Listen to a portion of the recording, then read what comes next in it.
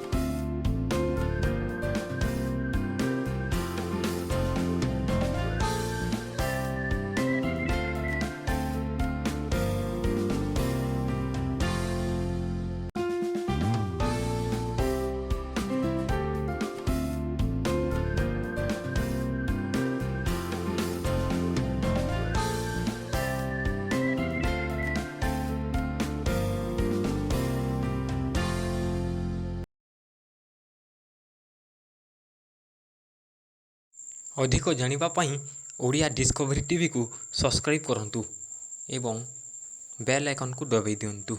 ନମସ୍କାର।